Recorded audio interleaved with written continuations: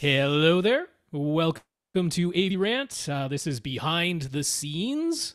In case Mr. Green Screen isn't giving that away, it's behind the scenes of episode number 606 as we record it live.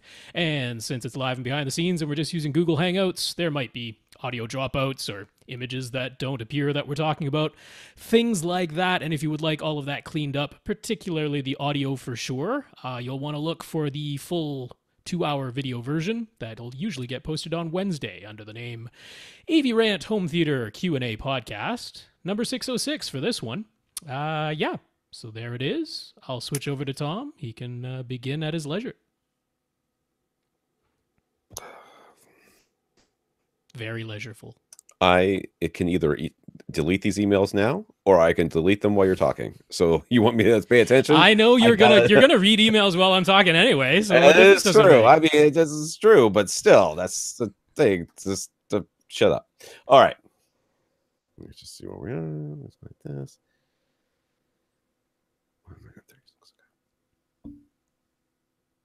Welcome to another edition of AV Rant. I'm Tom Andry, and I'm here with Rob H. This is AV Rant. It's your home theater and AV questions answered. We're recording on a Tuesday this week, and not sure why. What happened, Tom? Why are we delayed a day this week? The last Monday of every month is members only night at the climbing gym, and I like to go.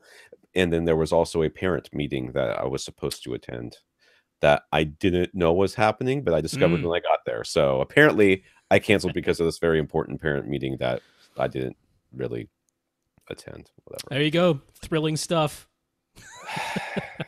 You know, nothing ruins the flow of your life like having children. It's just the worst. It's so bad that I have here I am thinking to myself, I've got all these things to do, and all this time to do it in, and then the children arrive, and there's no time. Oh, is soccer practice tonight? That's no big deal. Soccer practice just at the field down the street. It's like a 10-minute drive.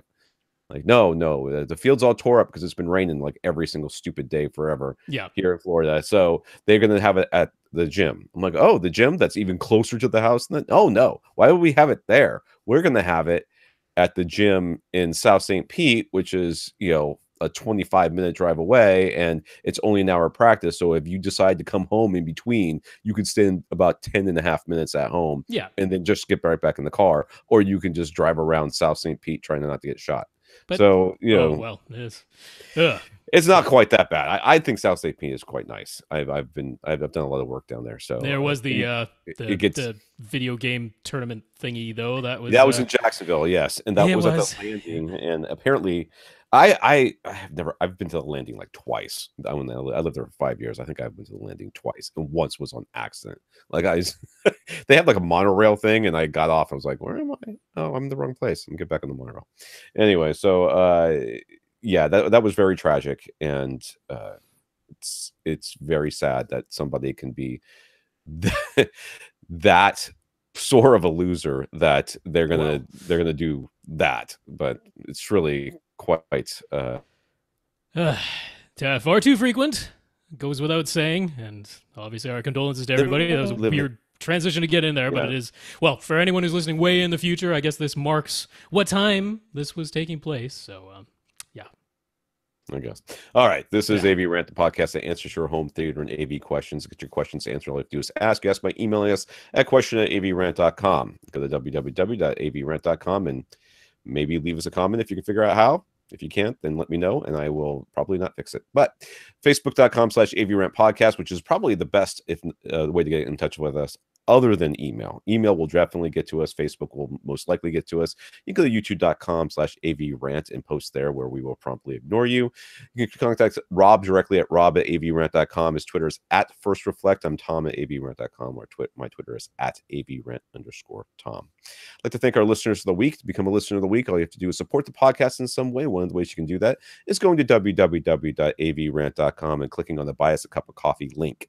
There, you'll be directed to a PayPal donation site, and PayPal will take your credit card information or Better yet, if you have a PayPal account, you can just transfer it directly from there, and that goes into our coffers to help pay for our hosting fees and other such things. So we want to thank Mark, who was our listener of the week from PayPal. Thank you, Mark.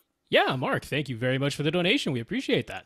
If you're more interested in a monthly donation that you don't have to think about, you can go to patreon.com, where you become one of our 67 patrons over there, including Ron W., who let us know that he was one of our patrons. And if you want to be acknowledged for your patronage, I don't know. Just let us know. No, it's patronage. It's got to be. I guess, but... Well, thank you to our 67 patrons regardless. Actually, I just checked the link, and it has ticked up to 68 as we say this. So that's fantastic. Thank you very much. Ron W., thank you for being one of our patrons. All right. And Ron, I guess, also attended a live SVS event in Las Vegas. He enjoyed their demos and got to talk in person with Gary Kubian. And he told Gary, who's, if you don't know, is what is he, the president? President CEO? And CEO, yeah. Okay, there you go. He told Gary that all 3 of his SVS purchases were thanks to AV Rant, and Gary said how much he appreciated that and likes our podcast as well. Oh, it keeps falling off. My I voted sticker. Today was a primary election. Very good, very good. So I voted. Good stuff. Everyone, make sure that you vote. It's important. Very important to vote these days. Haven't realized that it's important. Then really nothing will it? Really, at this point, yes. If you think, but thank you, Ron. Thank you. That's great. I'm glad you enjoyed that SVS event. I'm sure it was a lot of fun. And thanks for talking us up to Gary. Yeah, they keep posting this picture. At least it keeps showing up in my Facebook feed from SVS of like, hey, we asked our I don't know what they call them, fans, owners. I don't know, to let us know what their favorite things to listen to are and whatever. Right. And it's like Dr. Dre. I'm like, really? I don't know. I never really thought that Dr. Dre has listening material, that you would want to. I guess there's showcase. Bass. I mean, he does like to master things at 120 decibels in his studio, which explains why his headphones sound so bad, because the man is deaf. So. The man is deaf. All right, in the news, anyone viewing SVS's website this week might have spotted the Plus series of subwoofers is no longer listed. While they have not officially made any announcement, they all but confirmed via Twitter to us that when they replaced the 10 NSD series with the 1000 series and the 12 NSD series with the 2000 series and then the 13 Ultra series with the 4000 series, they didn't just accidentally skip over the number 3000.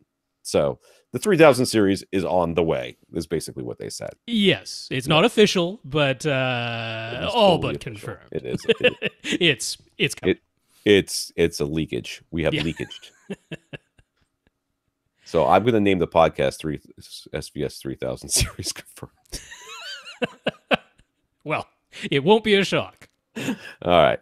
Some more Apple TV 4K pre-release firmware beta testing news. Some folks got Blade Runner 2049 from the iTunes store working in Atmos, and now the list of titles available in Atmos on iTunes is growing. Happily, Atmos works even if you watch the 1080p version, so it isn't strictly tied to 4K titles yet.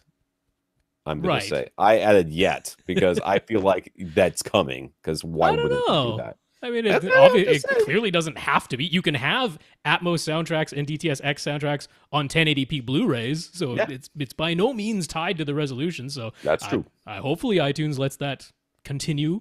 Yeah.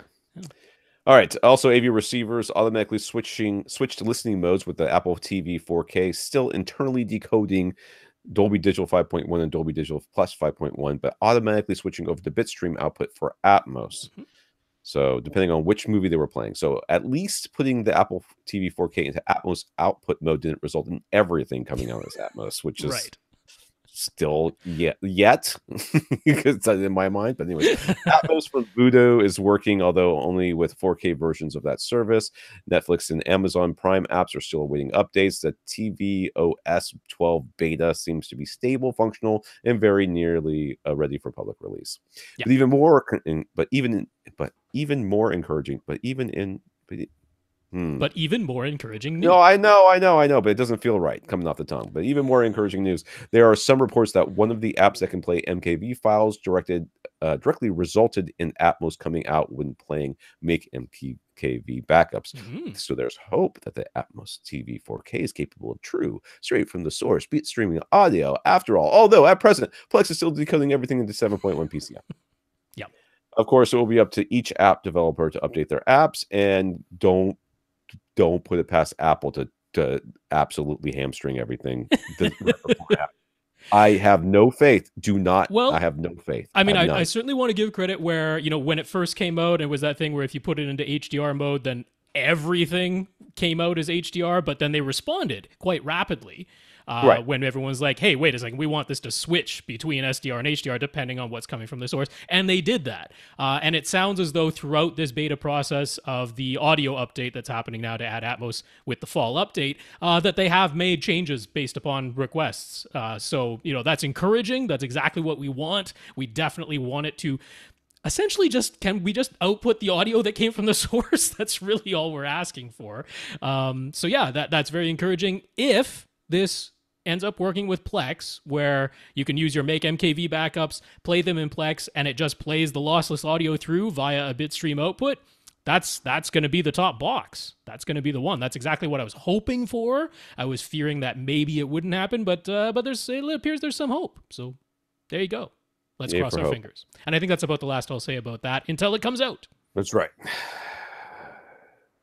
Yeah, so I have an Ecobee, right, which is a thermostat, one of those smart thermostats. Mm-hmm. And I told you did I tell you last week that the lizard, we talked about that on the podcast? Yeah, crispy fried lizard was out in the air conditioner. Well, apparently the outside crispy fried lizard also fried the Ecobee inside. So I had to buy a new one. The new one has the She Who Shall Not Be Named. Yes, right. From Amazon, the female voice that you can talk to. Yes. Anyways, in it. So you can go up now. I can go up and say, hey, what's your name? What temperature is it in whatever sensor room that I'm asking you about?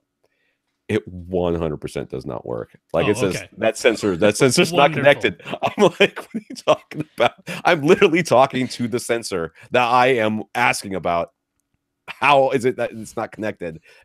You are insane. So, nailed it. All right, the Panasonic UB820 Ultra HD Blu-ray player recently got its firmware update that adds support for Dolby Vision as well as HDR10 Plus for the only available source of HDR10 Plus content on the at the moment is Amazon Prime Video, but it exists. That makes it the first device to support both dynamic metadata HDR formats. Dolby Vision disc playback has been tested on Sony X1 Extreme TVs and it works. Woohoo! So does that make it the new go-to? Is it, how expensive is this thing? $500. It's $500. It is definitely the new go-to for sure. Okay.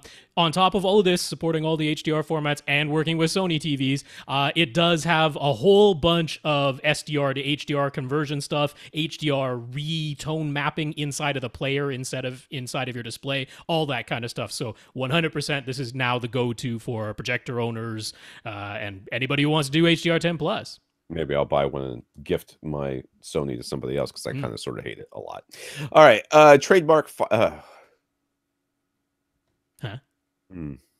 trying to think if I really hate it. I don't think I hate it. It's really good with the Ultra HD Blu-rays, except that the tone mapping is a little weird. But all right. A trademark filing by Samsung let it slip that they're preparing a Q900R series of 8K televisions, which are expected to be announced at IFA. And probably CEDIA as well. They have filed trademarks for QLED 8K and Quantum Processor 8K as well. And they put up an QLED 8K billboard for IFA. Everyone says IFA, but I say IFA. Okay. It is IFA. It's an initialism or an acronym, I guess. I guess you can say it in some way. Yeah. 8K, here it comes. Whoop-de-doo. I really do miss that 4K BenQ display. It was so nice when I was sitting as close to it. Like a 32-inch 8K computer monitor that you're only a foot away from. Maybe that 100% sense. I'm telling you, man. I am down with that, but I still have yet to have seen the 4K display that I've gone, oh yeah, that makes a big difference.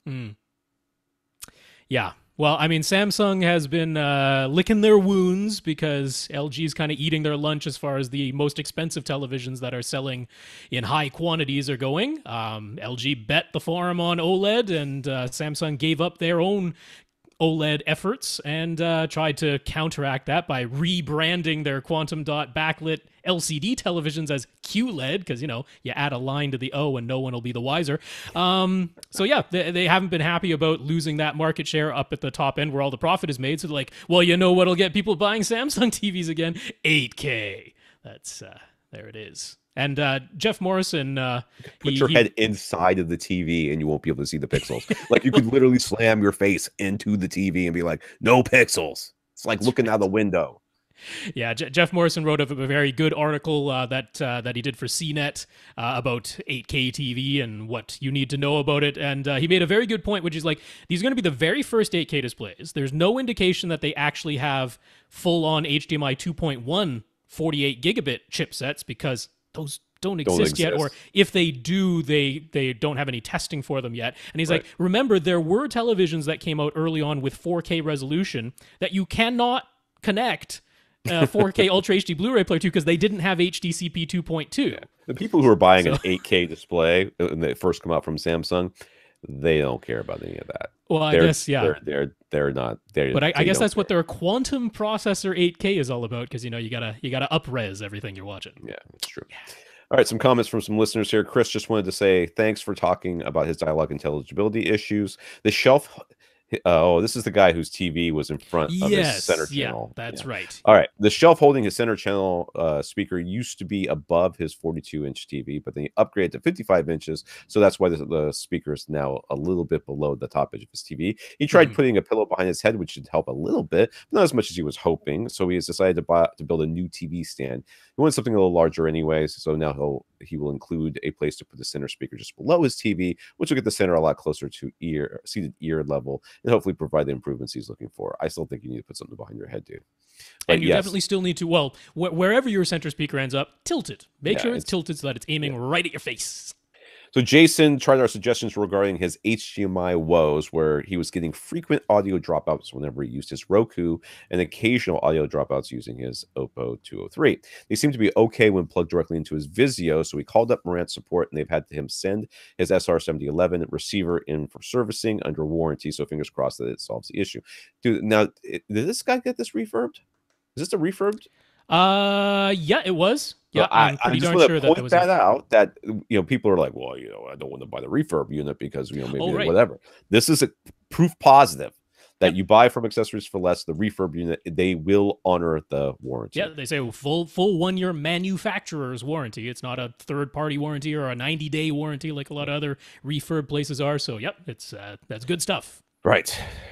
Infinite Gary, getting onto the questions here, and he's got a bunch. Infinite Gary, what are we looking forward to seeing from Cydia? Anything have our attention and anticipation? Yeah, apparently there's going to be an 8K display there. Yep, there's going to be an 8K display, almost certainly. Other than that, I haven't been paying any attention to what's going on over there. I got kids. Did I mention that at the beginning of this podcast? I got kids, man. They just suck up all your time. There's a couple of things. So JVC, they put out a little teaser trailer. They sort of detailed very quickly. I mean, it was just a movie trailer with like text and images and no voiceover or anything like that. But they were showing all the essentially the big changes that have happened in all their projectors throughout the years, mostly just showing the case changes because they didn't really go into details, just being a little teaser trailer. And then they showed sort of like in silhouette and a brief little glimpse of the newest one. So it's a whole new case design on JVC's projectors for this year. And the speculation, all but confirmed speculation, is that they are going to start using genuine 4K resolution chips. No more E-shift where they're wobbling the panel. It's going to be actual 4K chips, still using lamps for the models that are coming out to replace their existing lamp-based models, because they do have one full 4K resolution projector right now, but it's $35,000 and uses a laser light source. Yeah. And so they're going to be obviously bringing that down in price, but using the 4K chips with a lamp-based light source. So that'll be fun to see. And then, just out of sheer morbid curiosity, Emotiva has now announced that they will start shipping the 16-channel RMC1 processor, $5,000, that can do 9.1.6 as far as an Atmos configuration goes. Okay. They said they're going to start shipping that November 15th. November 15th of what year? I'm not sure. No, they said it's going to be this year, November 15th. We'll see. So do we think they might have a demo unit there at CEDIA? Are they definitely. at CEDIA? Yeah, they're gonna be at CEDIA, and because I mean they're definitely targeting this at the the custom market, Sure. because they're undercutting in price significantly everything else that can do That 9.1.6. many, yeah. It's just a processor, though, right? It's just a processor. You will need separate amplification for all of those speakers. It's going to come with the Emotiva partnership with Dirac Live, of course. That's what they use. So yeah, I mean, people have been anticipating this for a long time. I will just say, you still cannot get the Atmos upgrade for the XMC1. And that was, so remember, there was a guy who was like, should I upgrade to a Marantz AV8802 now that it has the AV8802 A upgrade that added HDCP 2.2 and all that stuff? Okay, that was 3.5 years ago. He was debating, should I wait for the XMC1 upgrade, or should I go ahead, sell it, and get the 8802A? Well, he's been enjoying that now for at least 3 years, and the XMC1 still doesn't have the atmosphere. So when they say this RMC1 is coming out November 15th, I'm like, I will believe it when I see it. And Emotiva has a bad track record of like, well, now that we've announced a shipping date, we can accept money for pre-orders, and don't do that. That's just sort of a...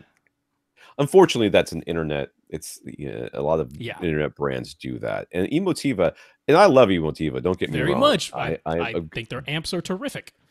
Every product I've ever gotten from Emotiva has been quality. Yeah, but they have fallen into that trap of it's the processors. The processors is the one area where because repeatedly they have delayed. I mean, the processor is so... Now, they did buy Sherborne a million years ago. Yeah. So I thought that when they did that, we were going to start to see a little bit quicker turnaround. But it takes a lot of money, a lot of engineers, and a lot of time to really do a processor right. And there are a lot of hurdles and a lot of things that get thrown at you that you aren't expecting. I'm not blaming them on that. I hate the practice of putting the news out there that something is coming, and then it takes 3.5 years to arrive. No, I agree with you. I agree with you. All right, Gary's got his projector, and he still has a Kuro Plasma, and now he's got 2 OLED TVs, and they've all been professionally calibrated. And yet, if he watches the exact same content on each of them, the colors do not look identical. So how can he determine which of the displays is most accurate? How can they all be considered calibrated and accurate if they don't look identical in terms of colors? Are they all in the same room right next to each other? No, they are not. They are all in different rooms. If they are in different rooms, Gary, then there's other things going on, like the lighting in the room, particularly the placement, how dark or light it is in there, what other colors are in that room that are reflecting around. And you have to walk from room to room. So when that calibrator... He has done the thing of taking one display into another room and putting them side by side and then saying, hey, they're side by side now in the same room, and the colors don't look identical, but they were each calibrated in their separate rooms. Right, that's true. And, that's to be considered as well. And they are, each display has different capabilities, and what you're going for is the target, which is the perfect calibration. Well, how close you get depends on the display's capabilities, your calibrator's capabilities, and perhaps limitations of whatever measurements devices they're using. Yeah, some people in the case of his Sony OLED, it doesn't have a color management system. Yeah. So even though, thankfully, the colors are quite close out of the box, you can't tune it in completely perfectly on that particular display. It just doesn't have the controls to do so. Yeah. So, I mean, there's a lot of stuff to consider here, Gary. But,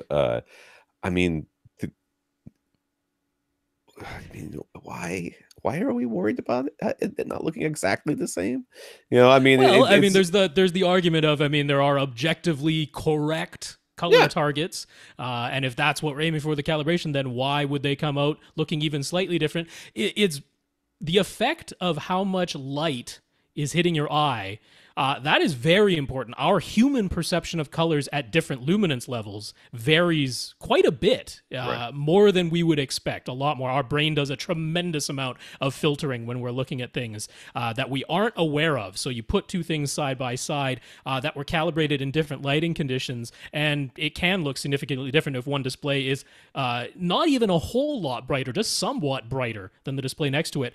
Technically, the colors actually could be identical. Our eye will not perceive them as such. Right.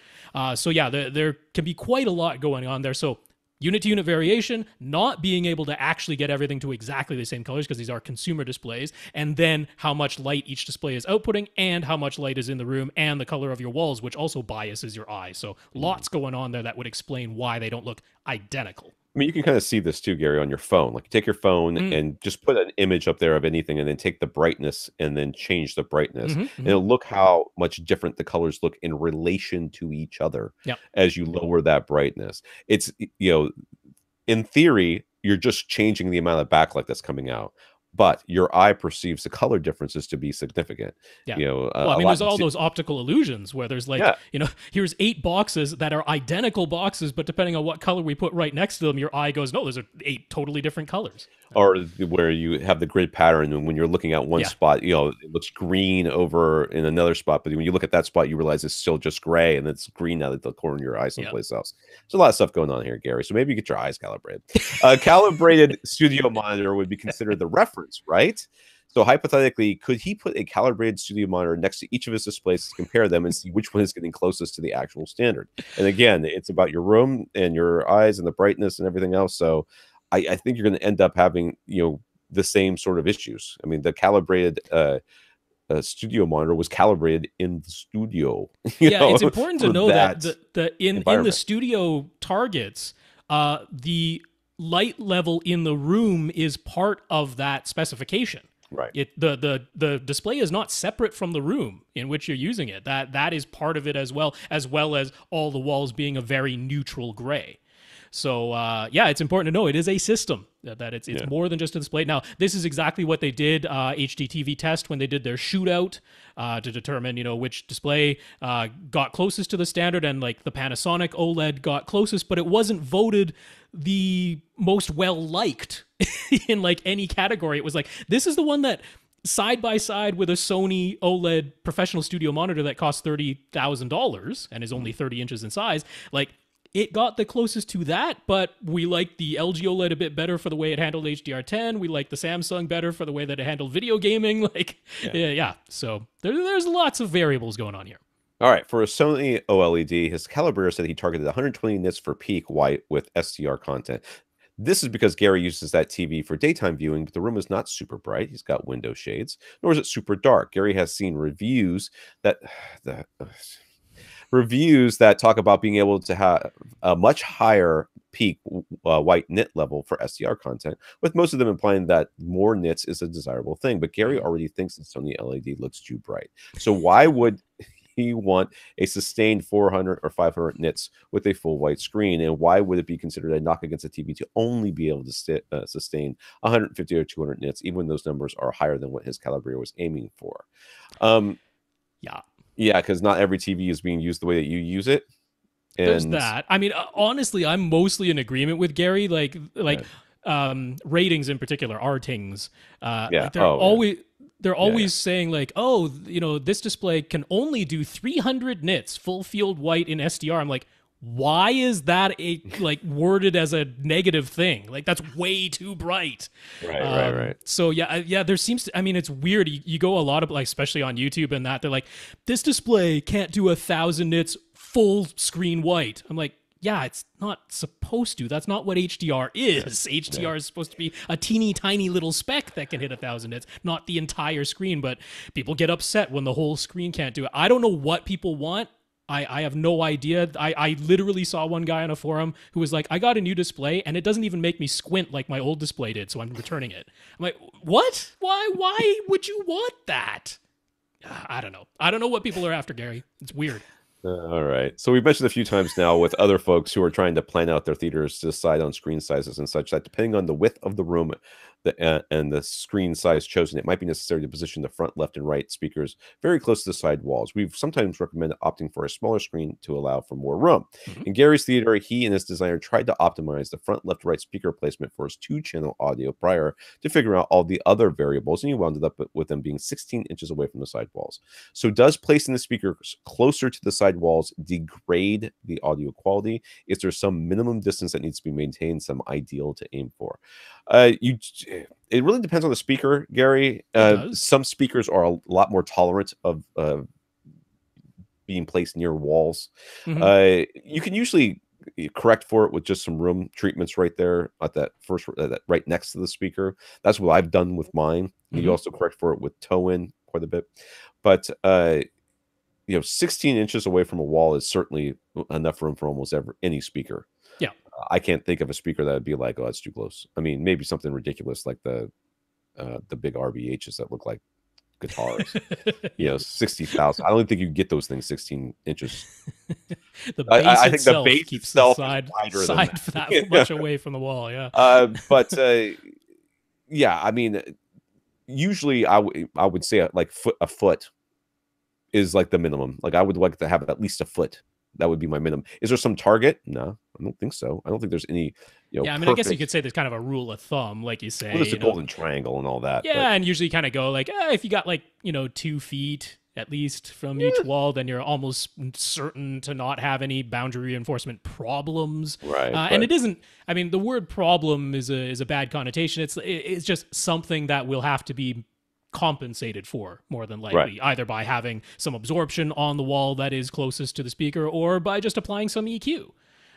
That can also largely take care of it. I mean, having the speaker very close to the wall, the main thing that you're worried about is that it's going to have boundary reinforcement, which mostly affects the sort of lower mid-range, the upper mid-bass, that region above the crossover to your subwoofer, and that's all getting amplified just by virtue of the speakers being very close to boundaries and those frequencies still being long enough wavelengths that they kind of wrap around the speaker and then bounce off the walls and wrap back around and come out to you. So you get an amplification effect. You just need to counteract that with something so that you still get linear response at your seat.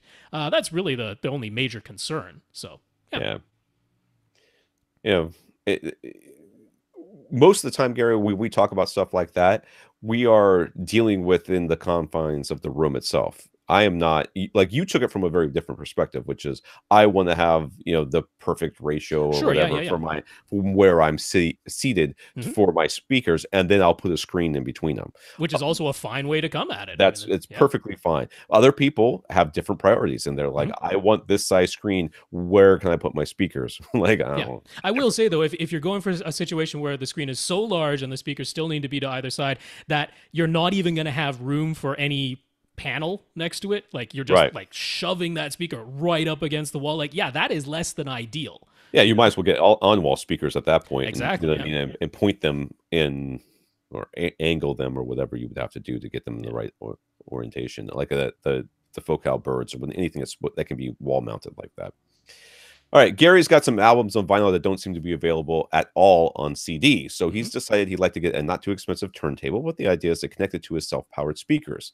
He figured that he'd get a turntable with a built-in phono preamp. That way he can just plug the red and white RCA plugs directly into his self-powered speakers with no other phono equipment necessary. But his speakers don't have a ground screw, and any previous turntables he's ever used have always had a ground wire. He's going to need some way to ground his new turntable. I don't think so. Anything that's got the preamp built in usually has that all sorted out. That's right. I don't really see. I've never seen one where you have to plug a ground wire in along with your RCAs. Once you get to the RCA stage, that's all sorted out.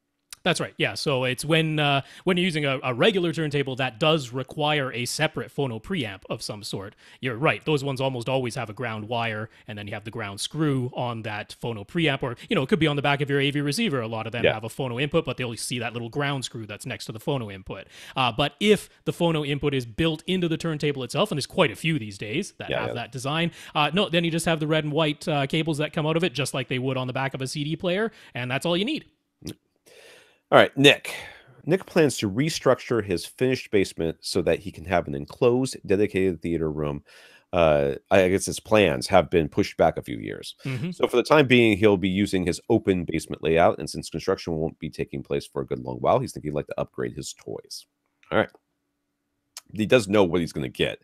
Dude, I've seen this room, right? We've seen this room a whole bunch. We've seen this before. We've talked about what construction. We were a little bit worried about, like, getting your air exchange in there and that. I guess he's got that all sorted out. Air ventilation. Well, but the plans have been postponed. All right. No room. The theater area is a corner of his basement, roughly 18.5 feet wide by 16 feet long. or deep, I guess. There's a big support beam running side to side on the ceiling. In front of that support beam, the ceiling is 7 feet 2 inches high, and behind the support beam, the ceiling is 6 feet 10 inches. He's positioned his wide couch just in front of the support beam and is currently running a 4.1 speaker setup, so no center channel. I assume he's not at the moment. Yeah. He's not running like center and right, but no left.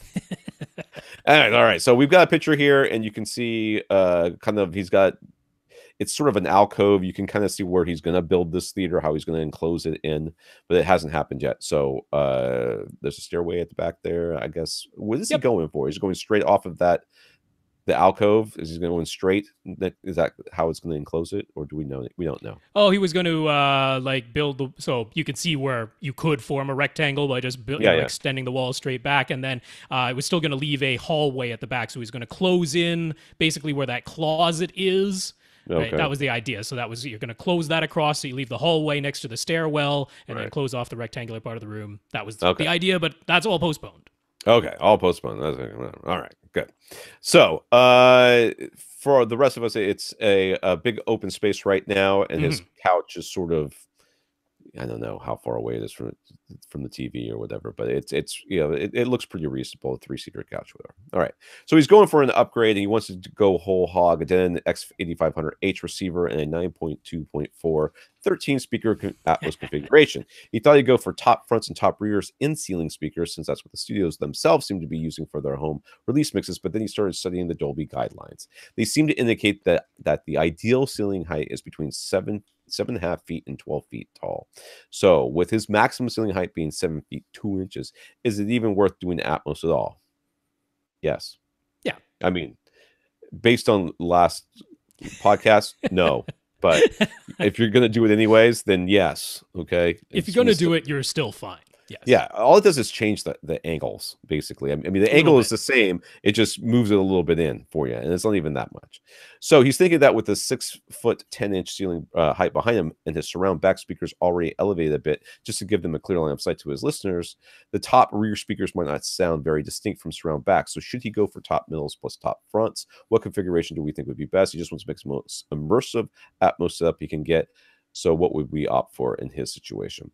He does make a good point where he's got his surround speakers there and surround backs. Surround backs are quite close. So yeah, if you did top middles, you would have to call the ones in front heights, even with the X8500H. So in the X8500H, if you have 6 overheads, you can call them top fronts, top middles, and top rears. But if you have only quote unquote 4 overheads and you choose top middles as one of them, then the other one does have to be a front height. You do, but that's not an issue. I mean, you just put them 4 feet in front of you, 4.5, 5 feet, call them front heights. But the top middles more or less directly overhead, maybe slightly behind you.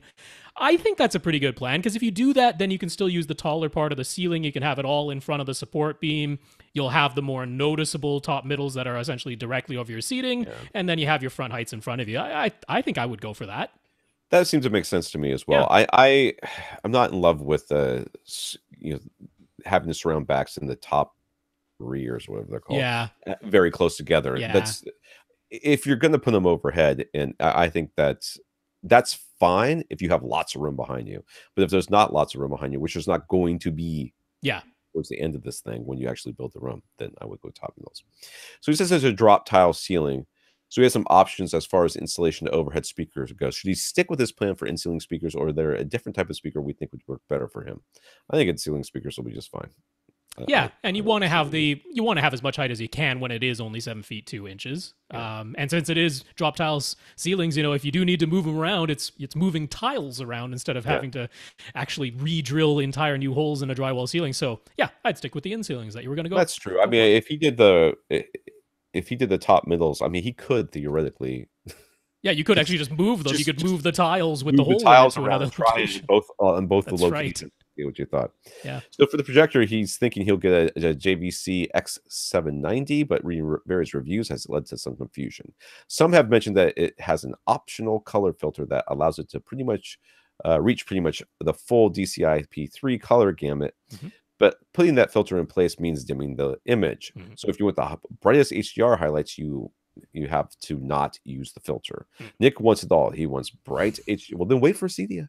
He wants bright HDR highlights and full DCI P3 color. Some reviews have indicated that even without the color filter in place, the 790 still delivers white color, but other reviews have said that without the filter, the color is much closer to Rec 709 than DCI P3.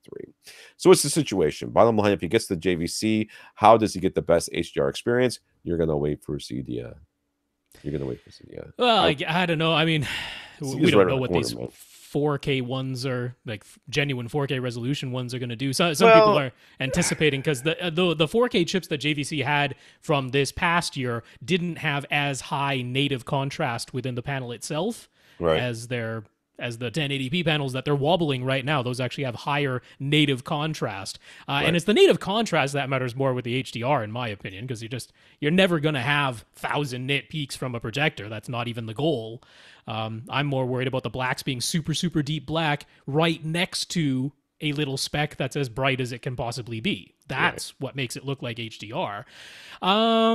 Yeah, so I mean, yeah, all that stuff is essentially correct. You do have an optional color filter. It's tied to the picture mode that you choose, right? So if you choose the digital cinema picture mode, then that locks the color filter in place, and you get the DCI P3 color. Now, there is the X590. That's the model that's below the 790. That one does not have the filter, and yet, on its own natively, it reaches, I think it's like 89, 90% of DCI P3, something like that.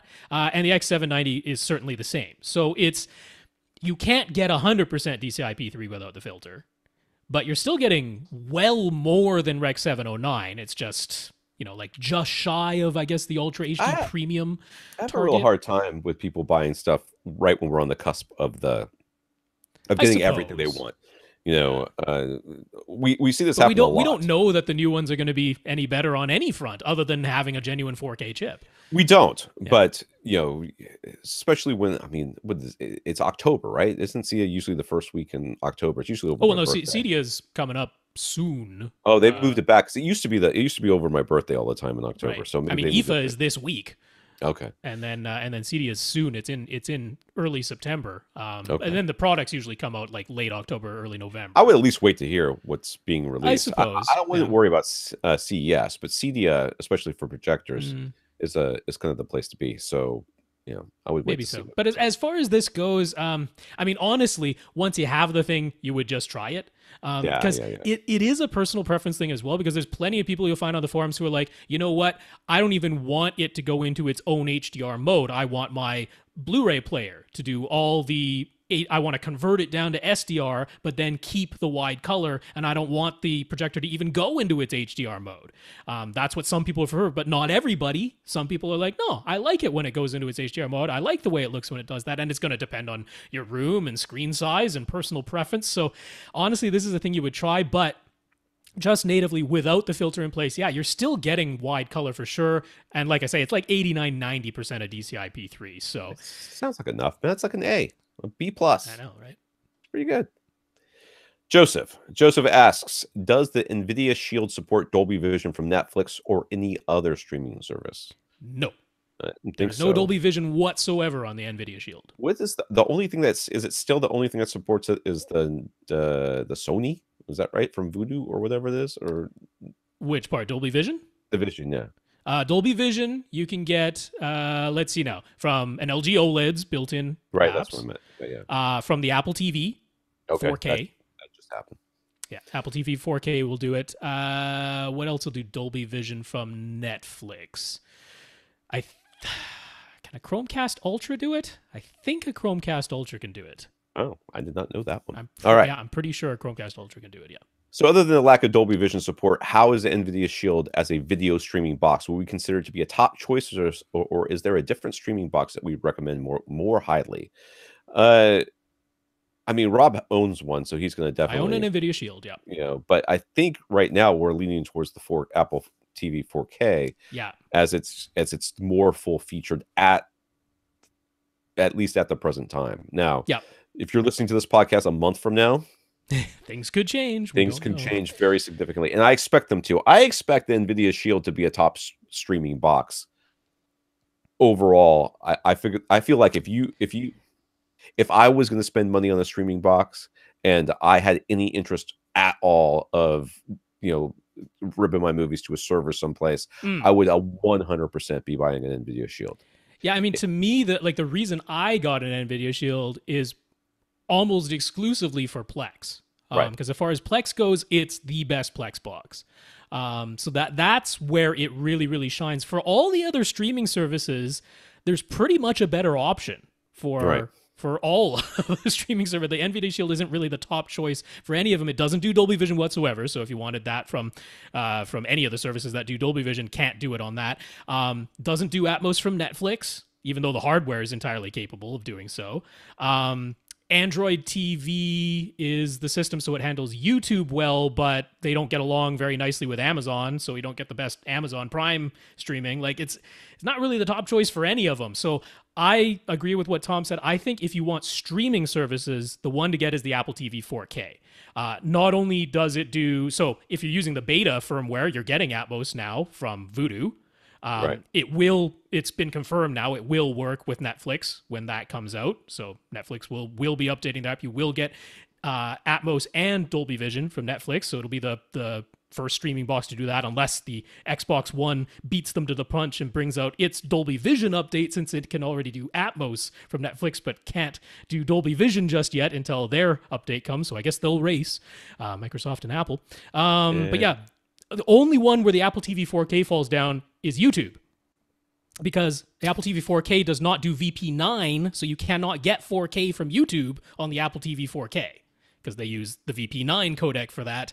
And of course, Google and Apple fight each other, so you can't get it all from anybody. Also, the Amazon Prime experience on Apple TV 4K right now is kind of botched. A lot of stereo audio going on with that. But of course, Amazon and Apple, they like to fight each other too, right? You can't buy an Apple TV 4K on Amazon.com because those two companies don't get along. Right. Yeah. But overall, I would say the Apple TV 4K is your best bet as a streaming box exclusively. And if, as we detailed in the news, they actually get lossless pass-through working with the Plex app, then that'll be the box. That'll be the one to have. All right, Brian. Brian asks, what's our take on the Definitive Technology Supercube series of subwoofers in general, and the Supercube 2000 in particular? Decent subs. Nice. Yeah. Nice little subs. They're all about having very small form factor. Yeah. They did the things you need to do, which is huge amps. One active driver and two passive radiators, because you wouldn't want to put a port, because the box being very small, you just can't make the port long enough to have a low tuning frequency. So a couple of passive radiators instead, and then one active driver. That way you aren't completely limited in the output by being a fully sealed design. You still have the volume of the box can change with the passive radiators moving in and out. And then a big, powerful high wattage amplifier. Those are all the things you need to do. In terms of sound quality overall, I mean, they the ones I've heard, they got a little bit of overhang, they got a little bit of distortion here and there, but it's about, I mean, you have to make some compromise. If you want a small subwoofer that can still play low and loud, right? You got to give up something. Well, you got the Supercube 2000, you look at their ratings, they rate it, down to 20 hertz, but they don't tell you at what, at what minus volume. 25 dB. So, you gotta keep that in mind as well. So when you're looking at with these things, and they're not telling you the minus 3 dB point, or they're giving you some sort of in-room frequency response. It's like, the room was just barely larger than the actual box. Then you kind of have to take their ratings with a grain of salt. That being said, if you need a small footprint and you say I bought a Supercube 2000, I would be like, that's a pretty good choice, man. Yeah, that's a very reasonable choice. If the biggest thing you have to deal with it is that it must be very, very small, and let's say one of the JL audios can't, is out of the budget, because those are still expensive. Those are real, quite a bit more expensive. He asked, what about the Aperion Bravus series subwoofers? We never seem to talk about those. Well, I used to own one. I have one. Yeah, I don't remember you ever having an Aperion. Well, when I got the Varus Grand, they don't have that was the only subs they had. So the 12-inch one, it has two passive radiators, similar type of thing, downward firing driver, and it's got like a remote control. It's got music modes and all this other stuff. It's a decent little sub. It's fine. It's you know what I really like about it? It's easy to move.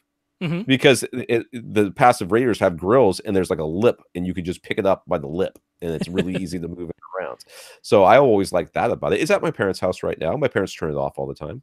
Yeah. So, but if you look at the price versus how deep they play and that, it's just one of those things where there's less expensive subs that play deeper and louder. So on a value proposition, it's tough for me to go, oh, that's going to be my top choice. Again, it's going to be if this is the only sub that will physically fit, because again, they were able to keep it a bit smaller by having. Or if you like the looks, or if you like the looks, something, or you're like, I want to buy all. Or you just found a great deal on one. Right. All right. Yeah. My wife wants. I want the Varus Grand speakers, and she says that if we buy the speakers, we got to buy the matching sub. Sure. I'd be like, yeah, that's a good choice. Yep, it's a fine choice. I mean, it's no SVS, but it's fine. So as we might have guessed, Brian is looking for a subwoofer that's physically smaller to go in the 1,500-foot. A 1,500-foot cubic room. We mostly talk about $500 subs that are physically larger, but if you don't need a ton of output and want smaller and less expensive, what we would recommend. Well, I mean, we already mentioned the JL Audios, and they are more expensive. And yes, that's the issue there. We love their performance, we love their tiny size, but they cost a lot. I mean, their driver is so ridiculously overbuilt. If you take a look at the thing, and the box that driver is in is just barely big. Like when you look at the box, you're like, this box seems pretty large. You're like, let me tell you, the back of this driver almost touches this box. The back of this box. I mean, it is massive. There's not a lot of room in there. So, but the speed woofer one. What's the speed woofer? Yeah, the one? RSL speed woofer 10S. Yeah, that'd be my go-to for a sub that's smaller, less expensive than $500, and still a good performer. Right. And I mean, I'm seeing a picture of his room right here. I gotta be honest with you, he could fit a bigger sub in this room. Yeah, well, I mean, heck, you could put a cylinder next to that, couldn't you? Yeah, you absolutely. So in his room, he's got two speakers on stands with, what are those boxes on top of the speakers? I don't know.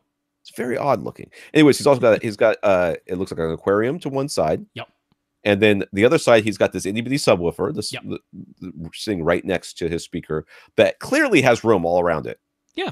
You could put if you're looking for a small footprint, I would definitely be looking at the SVS cylinder subs right now.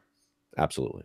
Because you could easily make it work in this room. Visually, it will definitely look larger than what's there right now, though. Well, yeah. It looks like somebody accidentally forgot an Amazon box on the ground right there. That's what it looks like. It's too small. It doesn't look right.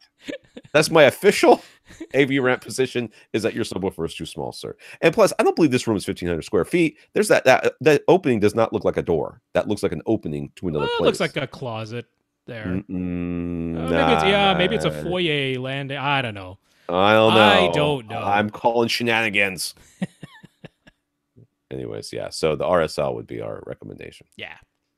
Okay, so when he was buying his speakers, he auditioned several compact speaker models. The guy likes small, including the RSL speakers. He just settled on the Ascend HTM 200 SE, an AV Rant recommendation, and thought they sounded significantly better. So there we go. So next time somebody asks us about RSL speakers, we'll say that the Ascends are better. He eventually wound up with a 7.1 configuration, but he isn't really sure if he thinks 7.1 is any better than 5.1. Dude, welcome to my world. Welcome. You speak in my language. Especially if this room is as small as you say it is. Yeah. 7.1 makes no sense. But here we go. He's thinking ahead to potential speaker upgrade. Nothing auditioned yet, and certainly nothing decided. But 5 speakers to 7 will let him spend a bit more on each speaker individually, or SVS subwoofer. So he has no intention to install Atmos or front wides. Of course not. You can't put a door there. So how would we recommend allocating a speaker budget? Yeah, I would totally get 5 speakers. Like, not knowing your layout. I don't even know if I would get 5. Like, he's got HTM 200 SEs. Those would make fantastic surround speakers. Yeah. You wouldn't even need to replace those. So yeah, I'm thinking maybe just front 3. I mean, if you're looking for an upgrade, yeah. Yeah. Look at that. Look at all the money you'll have to spend on your now dual SVS cylinder subs. We've saved you that much money. Whatever money you were going to allocate to a speaker upgrade, I would put all of it towards 3 front speakers and continue using HTM 200 SEs as surrounds, for sure. And then you've got a couple extra HTM if you ever decide to go Atmos. Yes. There you go. He has 7 of them too, doesn't he? I mean, think he's got a so. whole bunch. It's certainly sounded that way. Sell them. You could sell some of them. Yeah. So you're selling 5 speakers, a full 5.0 speaker package you could sell, and then buy your front 3 speakers with it, and then spend the rest of the money on your subs. So Carl says, we recently talked about the 5.1 home theater options from Sonos, and we said we appreciate the convenience and ease of setup, but it might make sense to consider them if you already have Sonos speakers throughout the rest of your house, but otherwise you could get more for less money. The same sort of comments are often said about Apple. Dude, I say much worse things about Apple than that. Let's be honest. Let's call a spade. Tom don't like him no Apple no more. I am so sick of my the laptop I'm currently using that the minute I can get rid of this thing, like I don't even like checking my email on it anymore. It makes me so mad. Anyway, you don't have enough dongles, Tom. That's your problem. I'm de-dongling. My wife has got an iPhone 8, and I'm like, my wife loses everything. Oh, she does not. She cannot. That little pigtail too. You can plug your headphones into it. Not a chance she's ever going to use that. I'm like, listen to me. I said, do not take this out of the box. Do not throw the box away. Keep it here. One day you will need it, and it will be here. And that box is lost already. I'm sure. I have no idea where it is. I know she doesn't know where it is. She can't live. She can't leave the house. When you leave the house, where are my keys? Like, you have a purse. Are they not in your purse? No, they're never in your purse. They could be anywhere. Literally in the freezer or something. That's where you often find No, they're just like under the couch. I'm like, you don't even sit on the couch. Listen to it. Okay, anyways. All right, anyways. So Carl was just musing. Isn't being loyal to a brand and justifying paying a bit more than is strictly necessary something we do for pretty much everything we buy? Household goods, restaurants, cars, clothes. There's almost always a cheaper option that could serve the same function, right? So why be more critical about home audio gear when it seems to be more acceptable that we'll pay a bit extra to get the brands we like for everything else? Well, I take umbrage with this line of reasoning, and he's not wrong. No. I mean, marketing certainly plays a part, but home theater gear in particular is a very, very occasional purchase. I liken it more to a car purchase than I do something like going to a restaurant. Okay. You want to go to a restaurant and you're going to it because it's convenient and easy. I mean, you're spending a little bit more here or a little bit less there for one reason or another. That's fine. My wife finally broke me of I gotta have the cheapest gas in town, or I won't. I'll just run out.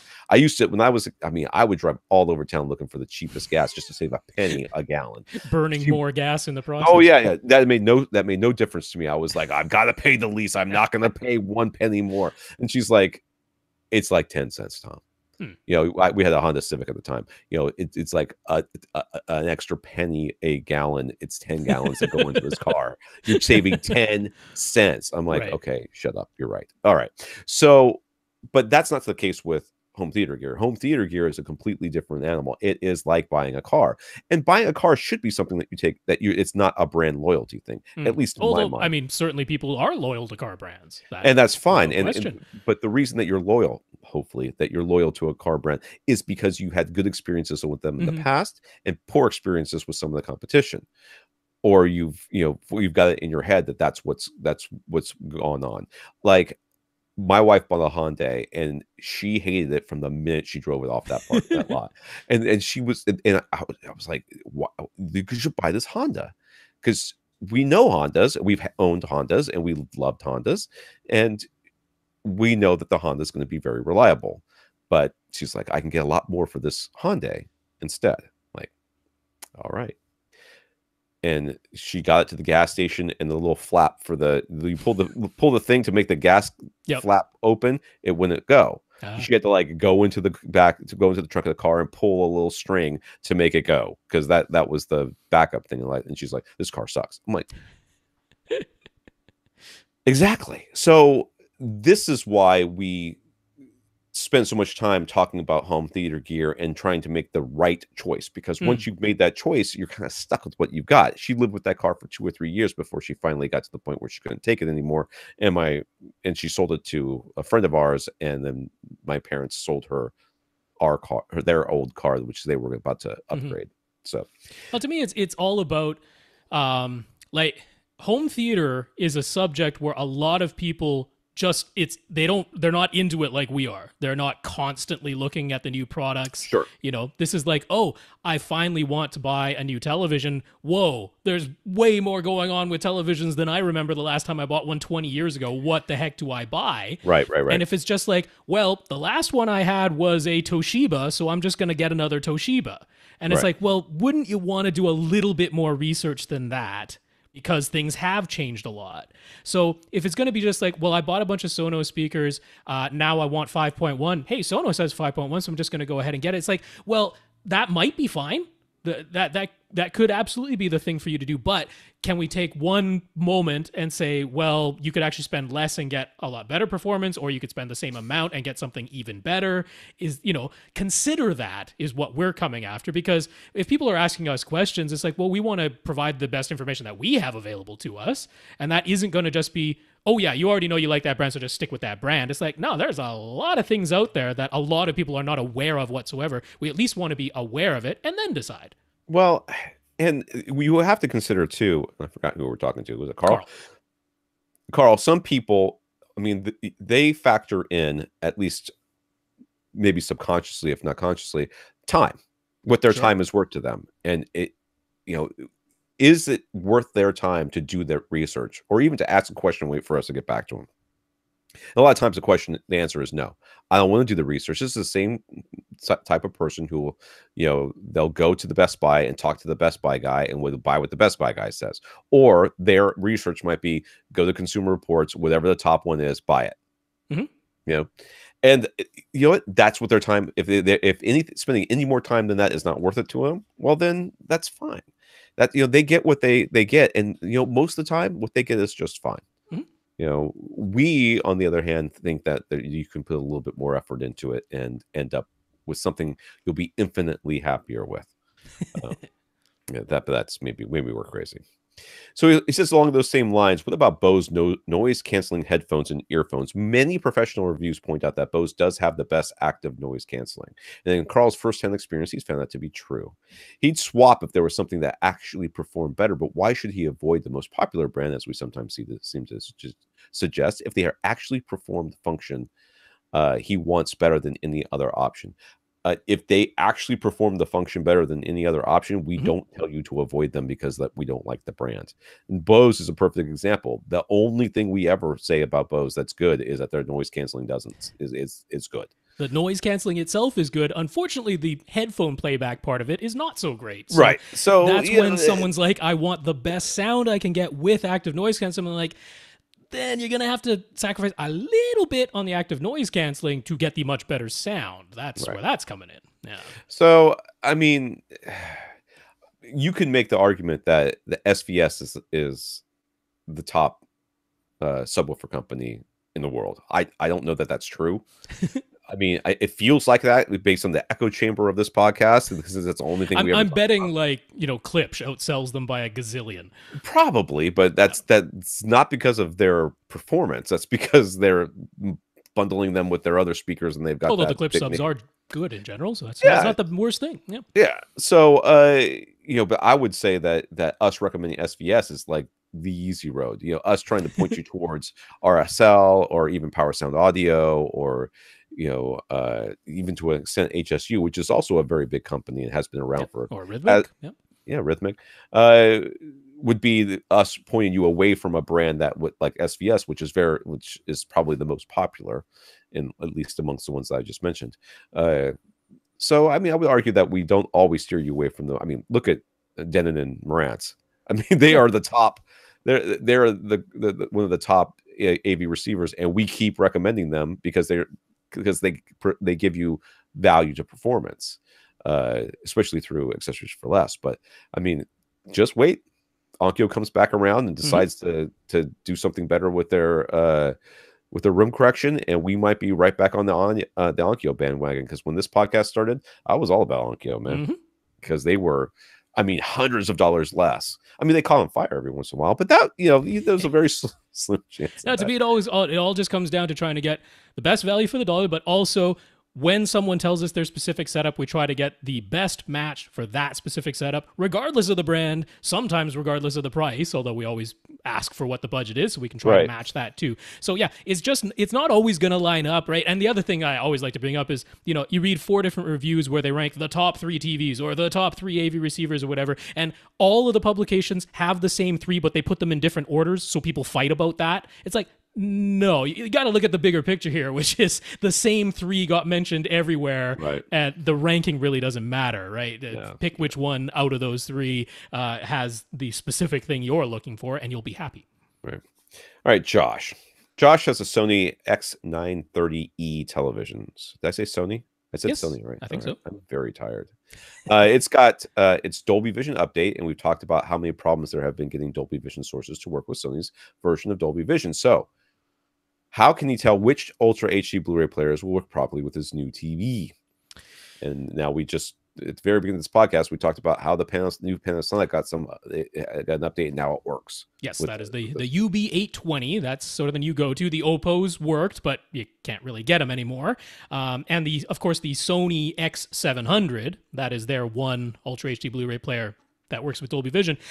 I don't know if the LGs do yet. The LG Blu-ray Ultra HD Blu-ray players. I don't actually know if they work with the Sonys yet. Philips don't, as far as I know. But how would you be able to tell? Honestly, you kind of just got to read about them. There's no like super easy way to know. You kind of have to. You do have to look it up. So, if the Panasonic is too expensive at $500, I guess the Sony X700 is really your only for sure option. Yeah. So what about the Xbox One S and the Xbox One X, forthcoming Dolby Vision support? Is that going to be a good choice as an Ultra HD Blu-ray player? Don't know, dude. We don't know. They mess stuff up. They can't get sound right. They can't get sound right. It's not just that when they announced the Dolby Vision update, and then shortly after, a bunch of publications said, and it's going to have support for physical discs soon after, but then Microsoft walked that back. And they're like, no, we're only confirming, and they actually only confirmed Netflix. Like, they didn't confirm anything else 100%. They're like, you're going to have Dolby Vision for Netflix. It's assumed, like, the beta is already working with Vudu, so that is assumed. I mean, but I think it's fairly safe to say that Xbox One S and the One X will both get Dolby Vision support eventually. There's no reason why. I think so, yeah. But, I mean... But until it's for certain, we can't tell you, like, buy that and you're guaranteed that, this time in November you'll be watching Dolby Vision Ultra HD Blu-rays on it. It's like, we don't know. They walked it back. They said, no, don't confirm that it's working for physical discs. So, yeah. So he's got his 4K HDR TV, and he's bought a few Ultra HD Blu-rays, but since he doesn't have an Ultra HD Blu-ray player yet, he hasn't had a chance to actually watch any of the 4K discs on his own TV yet. Excuse me. So do we think it's always worth it to buy the 4K version, or would we opt for the less expensive 1080p Blu-ray sometimes for dramas and comedies or for older movies that are getting rescanned? Is 4K and HDR really worth it? I'll be honest with you, I'm not buying the 4K for the 4K anyways. I'm buying it for the Atmos. Right, for the releases where the regular Blu-ray doesn't get the Atmos soundtrack, even though it could have it. They're opting not to a lot of times. I'll be honest with you. A big part of me wants to say the Blu-rays are fine, but the reality is at some point you're going to be like, how come I didn't buy this in 4K? I should have bought it in 4K. And now it's doing scanning. Now it's up converting it and it looks weird, or it's up converting it and it's doing this, or the HDR isn't on there, and they did do some remastering or whatever. Honestly, a lot of the older movies that were actually shot on film, not digitally, those are some of the best looking ones sometimes. So those I'd be encouraged. If it's like a drama or a comedy where you're probably not going to watch it more than once or twice, I'm like, that's where maybe you just get an Apple TV 4K and you rent it on iTunes in 4K HDR with Dolby Atmos, that's what I'm intending to do myself, because there's lots of movies where I'd like to see them, but I don't really need to own them. And yes, the quality is a little bit, not as good on the iTunes, but it's pretty good. For Father's Day, my wife took my eldest son. She probably took all of them, but my eldest son picked out a movie to buy me for Father's Day, and he bought Tomb Raider, and I was like, Okay. can I take it back? She's like, no. Like, I mean, it's worth one watch. But I mean, it was a really bad movie. But she's like, he put a lot of thought into it. He really looked over the movies, and he decided that's the one that you would like. Like, I mean, I can see where he's coming from. I mean, and honestly, I thought she did quite a nice job in that movie as the Tomb Raider, as Lara Croft. But just the script is just atrocious. It's just so bad. Alicia Vikander is not the problem. No, she was amazing. And in she's fact, actually the only reason it's not terrible.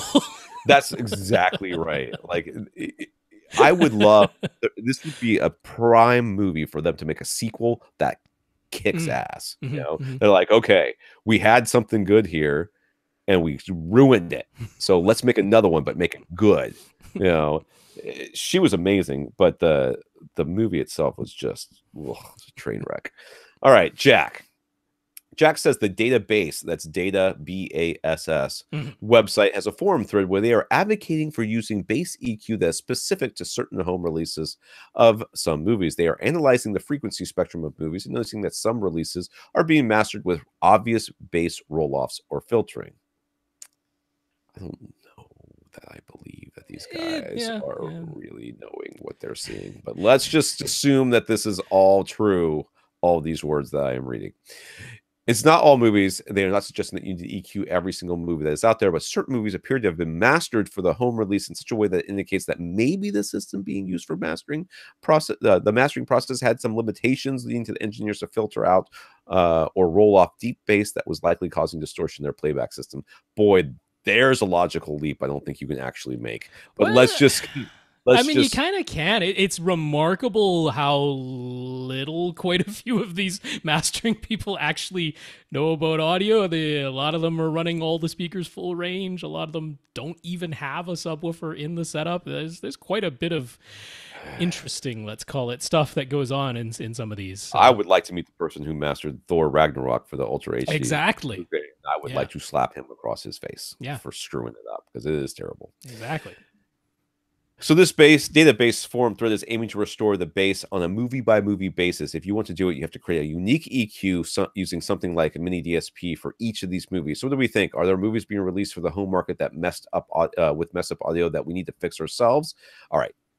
Are there movies being released with messed up audio? Yes. I just mentioned one. Thor Ragnarok is awful. And what is the other one that I got? Black Panther wasn't great either. Black Panther is terrible as well. Yeah. But no, Infinity War was fine. Infinity War was fine. Infinity War was fine. Although the Atmos mix is so cacophonous, you don't really notice the overheads. But yeah, you can't really hear any of that. Now, as far as fixing it ourselves, I'm a little dubious that you can fix it if they've rolled it off or they've. Well, they pointed out there are like, it seems to depend on at what stage in the mastering process any bass filtering was applied, because they're saying there's some where there's literally no content below 30 hertz or something. Right. So it doesn't matter what you do with the EQ. There's no content down there, so you can't play it. Whereas there's somewhere the content is there, and there's very, like, it's a slope. It's an obvious slope, an obvious filter that's being applied. A lot of them, the filter seems to start at about 35 hertz. So they're like, well, you just introduce the opposite curve, whatever the rate of the curve was, and it brings it back to linearity all the way down to 20 hertz or even a bit lower. Yeah, I don't have a problem with doing this. It's not something like it's a tweaky thing. It's you really have to be into it and care about it to do this. For the most part, I'm probably not going to care enough about. But if it's like one of my favorite movies and the only issue is it has a clearly lacking bass problem below 30 hertz, and I can fix it with a unique EQ just for that one movie. On that list? Well, because it had just dynamic range problems all throughout. Yeah, nothing you can do with an EQ to fix dynamic range. Yeah. I just watched it again the other night too. It's so good. I'm fine with this. I'm glad there are enthusiasts out there for the people who want to go through the whole process of it. It's not something I'm going to recommend to the masses because it's way too tweaky for that. But if you're this much into it, I'm like, yeah, go for it. Why not? Knock yourself out.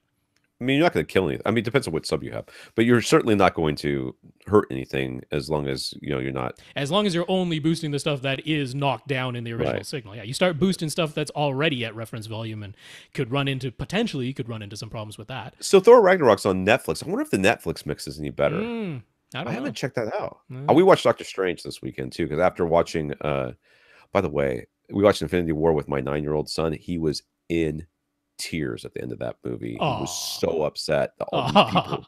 And if you haven't seen the movie, he was very upset because of things that happened at the end of that movie. But we went back and watched Doctor Strange after, well, not afterwards, but the next day, because we were like, oh, Doctor Strange is great. We should see it again. All right. So this, again, with Jack, this question is mostly regarding Jack's car audio system, but it could be applied to other audio sets as well. When the database folks were analyzing the frequency spectrum of various movies, they didn't have to play them through actual speakers. They just measured the signal level output from the subwoofer pre-out. Jack has read about a lot of car audio systems that roll off or filter the bass, typically as protection for the playback system. But how can he measure whether or not this is happening? How can you measure the output signal directly rather than the end result that comes out of the speakers, which doesn't really tell you whether the rolled off bass is due to the signal itself being filtered, or if the rolled off bass is due to some other part of the system being limited in its capabilities? So, okay, I don't know how they did this because I didn't really look at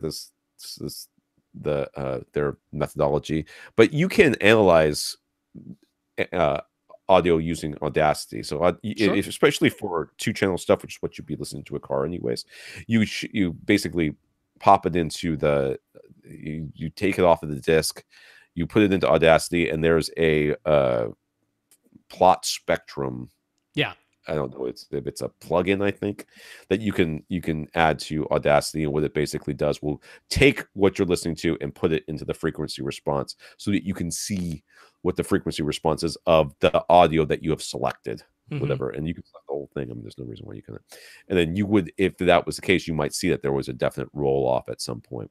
But that's if you have access to the file, the audio file, source file. Yeah, but you should be able to do that anyways. I mean, get off a CD, you just drop it. It's a WAV file. You just drop it right into Audacity. No, but I'm saying in this case, he's talking about like maybe the pre-amplifier section, the head end of a car audio system, and he's like, how do you know if the preamp outputs have already been filtered, so the amplifiers aren't even attempting to amplify the bass, let alone the speakers then play it? How could you tell? So I mean, what's coming out of a pre-out, any pre-out, is just a line level signal. Sure. So as long as you can get that line level signal into your computer somehow, and you could put it in through the microphone jack, like that'll work. That's a line level input.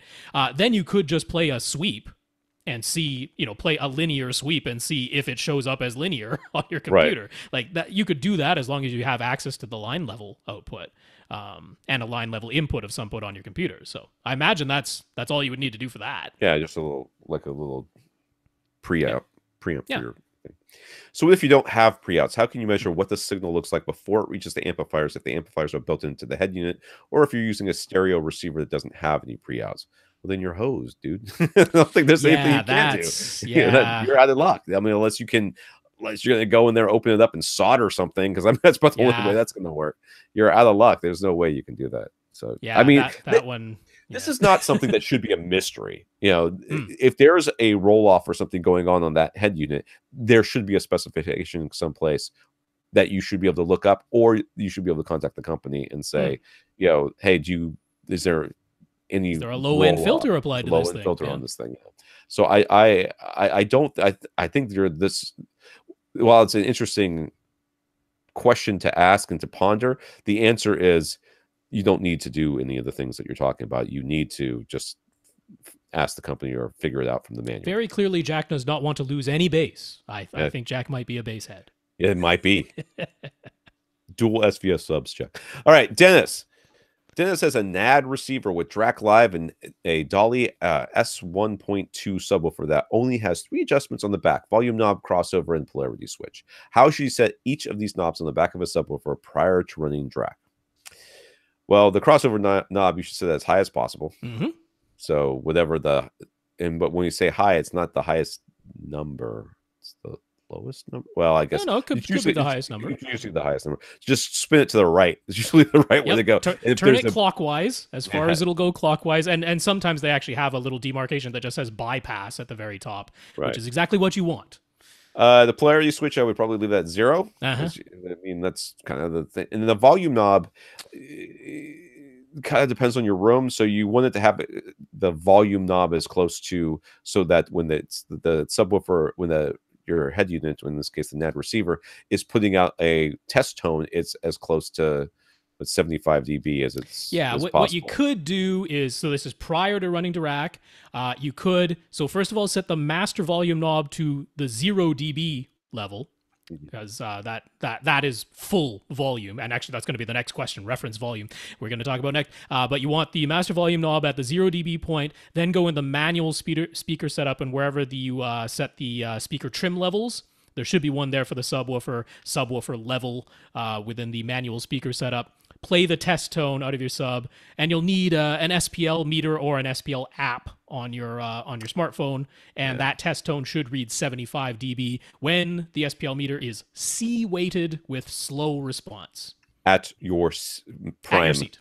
Listening seat. You can't just hold it next to the subwoofer. And when you're doing all that, so you're not touching the trim level in the receiver, you're not touching the volume knob on the receiver after it's been set to 0. At this point, you're changing the volume knob on the back of the sub until it reads 70. So you might need a helper to change that for you if you don't want to keep getting up and down. So what does it mean to watch a movie at reference volume, he asks. Reference to what? How do you get a reference volume? And what happens if you don't? All right, so what happens if you don't listen to a reference volume? Probably you don't have as much of a headache afterwards, because the reference volume is very loud. Reference volume is loud, yeah. Your reference volume is a reference. Well, it's a standard by which movies... For movie theaters, we should point out. It was meant for movie theaters. And what that is was it like 75? So it's, you can start with peak, like the loudest output out of any individual speaker channel is 105 decibels. Right. Or 120 out of the sub. 115 out of the well, not the sub, the low frequency effects channel. The actual 0.1 low frequency effects channel is allowed to be at a maximum volume of 115 decibels. And then the average level of the entire movie as a whole is supposed to be 20 decibels below that. So 85 decibels should be the average output level for the movie as a whole from any given speaker channel. And remember, in a full-size movie theater, you have multiple side surround speakers. It's the channel. It's all of them playing together should reach a peak of 105 dB and an average of 85.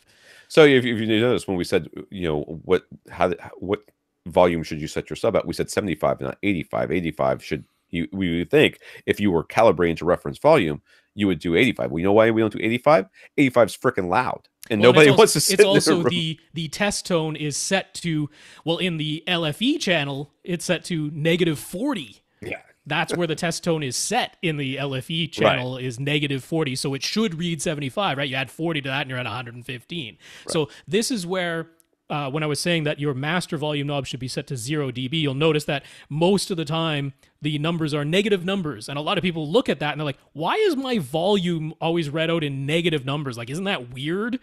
Well, it's because it's telling you how many decibels below reference volume you are listening. 0 dB is supposed to be reference volume. And now for home releases, they often remaster it to be a bit quieter. Because 85 decibels average and 105 decibels peak that's IMAX. Go to the IMAX theater, and most people are like, it's way too loud in IMAX. Well, that's full reference volume in there, and it's one of the few places that still does full reference volume. Most movie theaters are quieter than that. So, you'll notice that when you're watching content, and depending on the source, you'll have completely different volumes. Yeah. When I watch YouTube, it's like -20 to 25 to -35, depending, when I'm watching Hulu, it's usually around -10. When I'm watching Netflix, it's usually around -20 to -15. But I'm watching a Blu-ray or Ultra HD Blu-ray, it's usually around -10 to -5. I get much closer to the reference volume on those. Because those are actually usually mastered properly. Right. Yeah. So what happens if you don't play at reference volume? Nothing. Well, no one cares. Some sounds might become inaudible, particularly in the very deep bass, because our human hearing is not linear.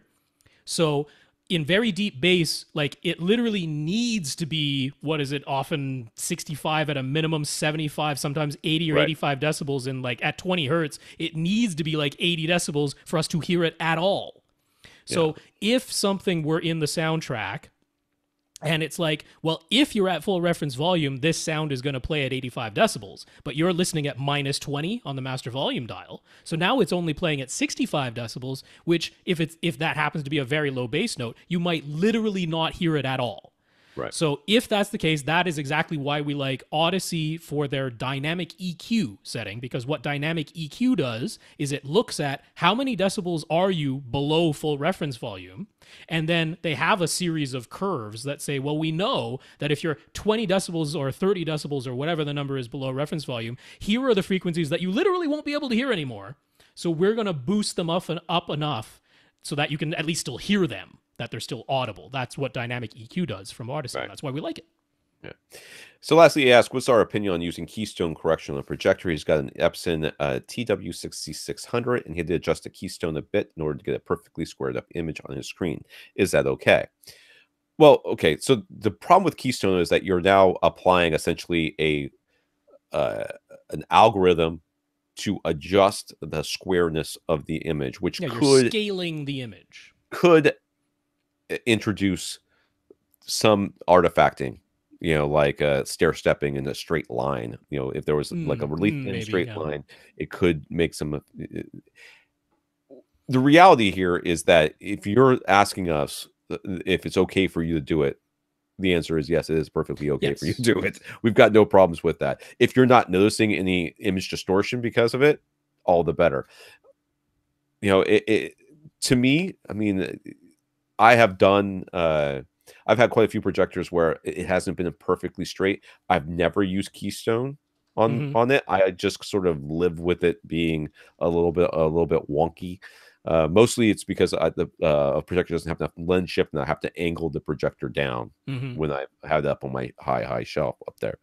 And in that case, a lot of times I'll just live with that. I won't use the keystone correction to fix it. And I'm okay with that. But yeah, I mean, the ideal is that you wouldn't use it. That would be the ideal, because so your projector has 1920 by 1080 resolution. So if you were watching, say, a Blu-ray, and that Blu-ray is sending 1920 by 1080 resolution, then every single pixel from the source perfectly lines up with a pixel in your display. So that is pixel for pixel. Exactly what was sent out of the source is exactly what your display shows. When you use the keystone correction, it has to turn off some of the pixels to essentially make a trapezoid shape.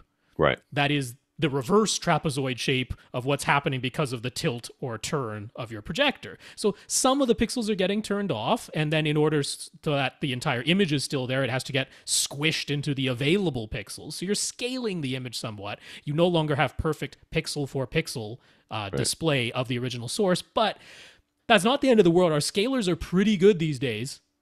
So especially if, as he said, he only did it. He just had to, adjust it a tiny bit. Yeah, a little bit. Yeah, so it's not the ideal, but if that's the way that you can get a square image, then it's also okay. Right.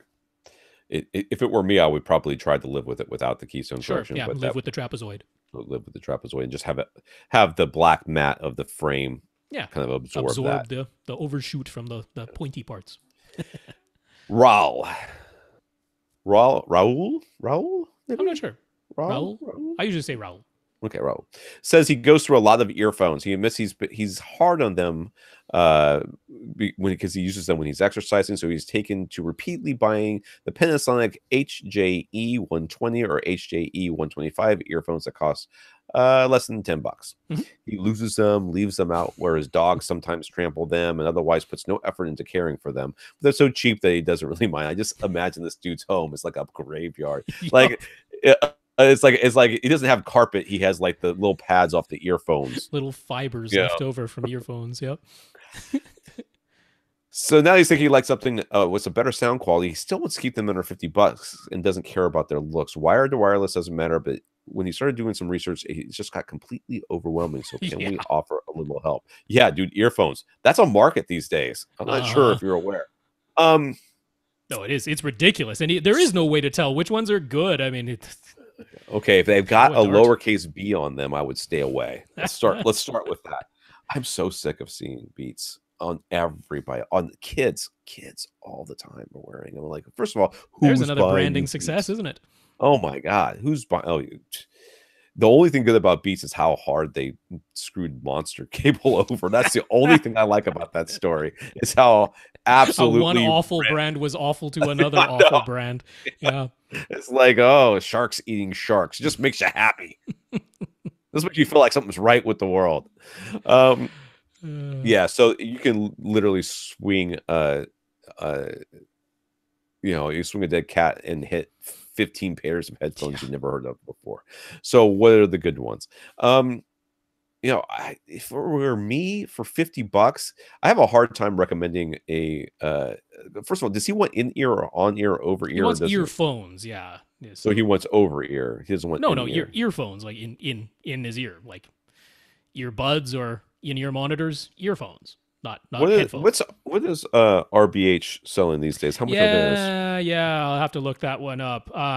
In the meantime, while I am looking that up, I just went straight to the wire cutter because Lauren Dragon, who does pretty much all of their headphone reviews, like that woman has listened to more headphones than any person should listen to headphones. So when she makes a pick, I'm like, yeah, I'm fine, just trusting that. So she went with the AKG Y20Us. These are specifically looking for headphones, in her case under $40, but these are $30. And she's like, compared to everything else that's out there, these are the good ones. And AKG is a company I trust, so the Y20Us from AKG, $30, and they got a bunch of different colors too. So there you go. That'd be my recommendation there. But I'm looking at the earphones right now. Yeah, the personal audio. So there's like they have a whole bunch of them. Zeros. They do have quite a few. So there you go. So they got their EP1s are $40 from RBH. I have no idea how those sound. I've never heard them. I'm sure they're fine. I'm sure they're fine. $50 for the EP2s. EP2s also. What about these? What's different? I have no idea. And there's the the Bluetooth ones are going to be more expensive. Yeah, the Bluetooth ones are more expensive. The EP0s are ultralight headphones for $40. Okay. Well, okay. So, this is the problem. I don't know what any of these. What's different about them? $10 difference in price here and there. I have no clue. I trust RBH, but I have no idea which ones would be the best ones. Yeah. All right. Real helpful on that one. Well, I'd stick with Wirecutter, man. I would totally just go get those AKGs. $30, but you can get them on Amazon. Return them if they suck. Brandon is ordering a Seymour AV acoustically transparent motorized screen. Mm-hmm. The biggest he can fit is 109 inches, so that's what he's going for. He sits 30. So this is exactly like we were talking earlier. Some people care about video and some people care about audio. This is a dude who's like, how big can I get it? That's what I'll take. I mean, he's not even going for the 110 inch. It's 109. That's how close he wants to get to the maximum size he can fit. So he sits 13 feet away, and he's using an Epson Home Cinema 4000 projector, which supports HDR10 and Wobble K. His room is light controlled, but not pitch black. And he's got a flat panel for daytime viewing, so it'll definitely be dark whenever he's using the projector. Okay. So he's just wondering about which acoustic transparent fabric to order. Seymour offers their Center Stage XD and Center Stage UF. The UF, or the ultra fine version, has a tighter weave, but the gain is a bit lower. For their part, Seymour AV suggested they prefer to use the XD for screen sizes larger than 130 inches, which this is not. But they prefer the UF if you're sitting closer than about 12 feet. He's a bit farther away than that. He's getting a smaller screen size. So which screen fabric option is best for him? So the XD is going to have a higher gain than the other one. A little bit higher gain, but it's a little bit coarser weave. But he's sitting far enough. Which one's cheaper? Yeah, there's that. Yeah. That's my question, because I think that we're looking at 6 of one, half dozen of another right here. He's not going to see the weave. He's not going to see the weave, and I don't think the extra gain is going to, or the less gain is going to make that big of a difference one way or the other. So, which is the cheapest one? That's my recommendation. I mean, myself with a 190-inch screen, I'm going to lean towards getting the ultrafine, the UF. That's fine. Just because I suspect you might one day nudge your seat a bit closer. because that's entirely possible. At which point you're going to want the ultrafine weave so you don't see the weave at all. And second, the light output, like having the slightly lower gain, is of no concern because it's a 109-inch screen, and you have a Home Cinema 4000, which we can't quite call a light cannon, but it's on the verge of being a light. It's got a lot of light output if you want. So light output is not a problem. You've got the smaller screen size, and I suspect maybe one day you'll move your seat a bit closer. So all of that is saying go with the UF. Go with the ultrafine. I say go with the cheapest one. All right, Ryan on Facebook. Ryan is looking to start building some DIY absorption panels and base traps, but he's coming across concerns about safety. I would love to find the people who are still posting this crap about safety regarding fiberglass or rock wool insulation. Some articles say it's perfectly safe. Others say that with breathable fabric, fibers could get into the air that are dangerous, especially rock wool, they say, because it's rock and it's wool.